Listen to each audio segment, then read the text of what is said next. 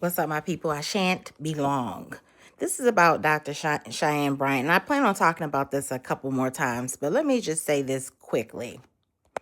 I'm not sure where all the controversy and drama is coming from because our history has had a legacy of people who were not qualified to give advice, who were not qualified to speak on behalf of the Black community, who were not qualified to provide any kind of medical, psychological, emotional, or even spiritual, for that matter, advisement and guidance. And I get the piece about the licensure, but I'm wondering, why is this being fueled so heavily that we're now like archiving and digging to find out if she has a degree? Now, let me be very, very clear.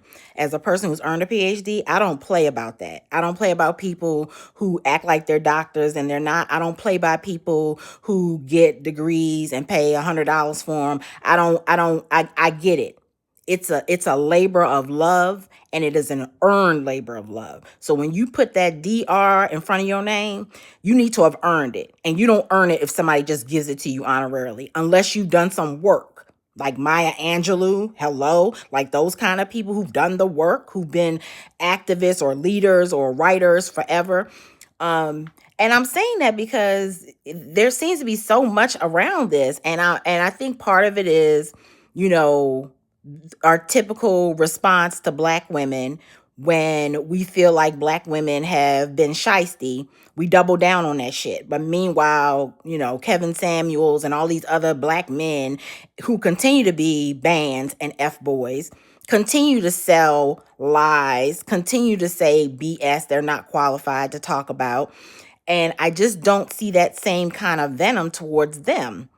I do think she hasn't helped any by doubling down and, you know, having this Breakfast Club conversation. Because first of all, as far as I'm concerned, the Breakfast Club is not a place to have an intellectual conversation. It's a place to talk about the community. It's a place to talk about things that are going on. But I don't necessarily see that as a place that's set up to have discourse around, deeper conversations around Black community and how we can make progress in these raggedy United States. So I think we need to also just do some self-inventory. Why are we so mad about this woman? I mean, I'm irritated, but I'm not irritated enough to like go off and call names and all that kind of stuff. I'm just past all that anyway. I don't have time for that kind of foolishness.